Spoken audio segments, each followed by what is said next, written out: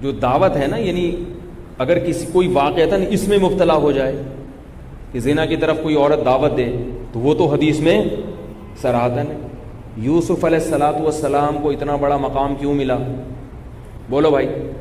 یہ جو آج کل نوجوان لوگ بتاتے ہیں نا کہ یہ کر لیا ہم نے، یہ کیا، یہ عیاشی کی، یہ کر لیا، آج کل تو قصے سناتے ہیں ایک دوسرے کو، اتنی لڑکیوں سے میری دوستیاں اور ایسے میں نے کیا، ایسے، یہ بڑے فخر سے بتاتے ہیں۔ مجھے ایک بات بتاؤ، یہ چیز اگر قابل فخر ہوتی تو کہیں تو کتابوں میں اس کا تذکرہ ہوتا نا۔ کبھی زانی کو کوئی پروٹوکول ملا ہے بھائی؟ زانی کی سزا کیا ہے قرآن مجید میں؟ کنوارا ہے تو 100 کوڑے، شادی شدہ ہے تو زمین میں گاڑ کے پتھروں سے ہلاک کر دیا جائے۔ اتنی سخت سزا اللہ نے زنا کی رکھی ہے۔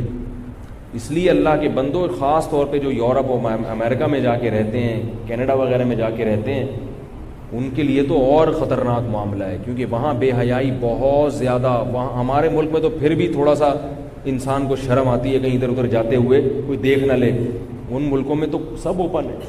تو یہ مجاہدہ ہے ان لوگوں کے لیے خاص طور پر، تو ان کو۔ اور میں ایک بات یاد رکھو، بتا دوں کہ ہمیں قرآن و حدیث کے مطالعے سے پتہ چلتا ہے کہ جس کو زنا کا موقع ملا اور اس نے اپنے آپ کو بچا لیا، جنت بعد میں ملے گی، دنیا میں بھی اللہ اس کو نوازتے ہیں بہت زیادہ،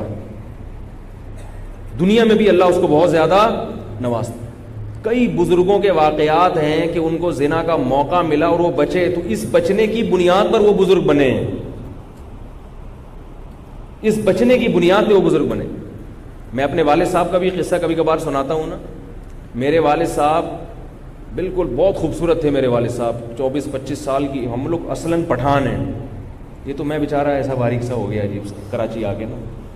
ہمارے والد صاحب بڑے صحت مند تھے، بہت جاہ و جلال تھا، تو کنوارے تھے، امریکہ ان کا شپ کیا۔ میرے والد صاحب نے چائنا آسٹریلیا کے علاوہ پوری دنیا دیکھی ہے، لیکن سادے اتنے تھے ایسا لگتا تھا کبھی انڈا موڑ بھی نہیں دیکھا ہوگا انہوں نے، سادگی طبیعت میں ایسی تھی۔ اس وقت آرمی میں داڑھی رکھنے پر، نیوی میں داڑھی رکھنے پر پابندی تھی، اور ہجرت کر کے پاکستان آئے تھے تو ساری زمینیں انڈیا میں رہ گئیں، کچھ بھی نہیں تھا، تو مجبوراً نیوی کو جوائن کیا انہوں نے۔ داڑھی رکھنے پر پابندی تھی مجبوراً، بعد میں پھر انہوں نے نیوی میں ہوتے ہوئے ہی داڑھی رکھ لی تھی۔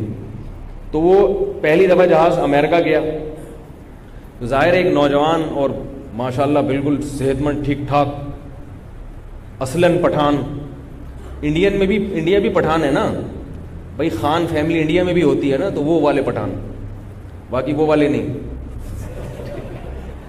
مجھے پشتو نہیں نا، ہمارے ابا دادا کو کسی کو پشتو نہیں آتی، لیکن پشتو والے بھی پٹھان تو پٹھان ہوتا ہے بھائی۔ تو چاہے پشتو آئے یا نہ آئے، تو ایک پٹھان تھے ہمارے دوست، تو ان سے ایک صاحب نے مذاق میں کہا تو مسلمان ہے یا پٹھان ہے؟ اس نے کہا پٹھان۔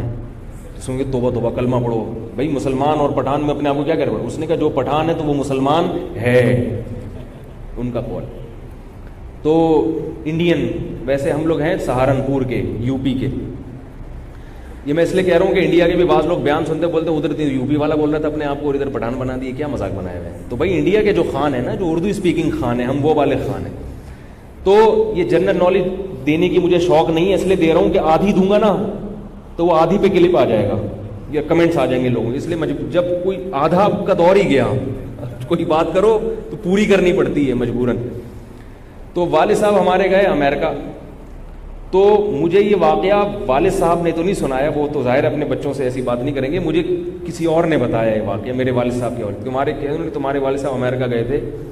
تو ظاہر ہے اس زمانے میں یہ چیزیں نہیں تھی، میڈیا اتنا فاسٹ نہیں تھا، کہ آج کل تو نیٹ پر اتنا کچھ گندگی دیکھ لی ہوتی ہے کہ وہ جو ہے ان کے لیے یہ سب چیزیں نارمل بن جاتی ہیں۔ اب جس نوجوان نے کبھی یہ منظر دیکھا ہی نہ ہو، اس طرح کی عورتیں، تو وہاں گئے تو ہمارے ایک والد صاحب کے دوست نے بتایا کہ وہاں کسی لڑکی نے ان کو لے گئی کہ میرے ساتھ چلو میرے گھر۔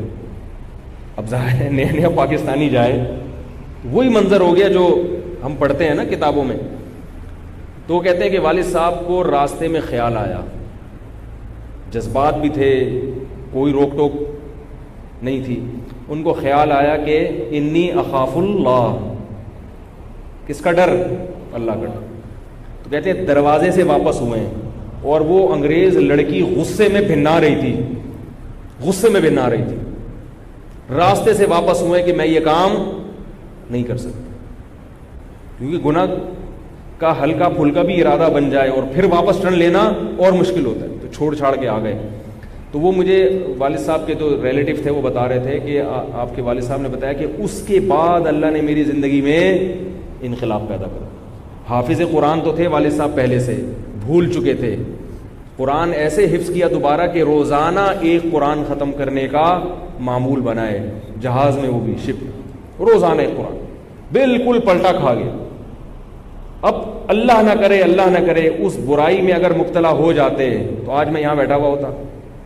جس بچے کو پتا ہو کہ میرا باپ ایسا تھا تو بچہ بھی انہی چیزوں کی طرف جائے گا کہ نہیں جائے گا؟ بالکل پلٹ گئے، داڑھی بھی رکھ لی. تبلیغ میں اس وقت جڑنا شروع ہوئے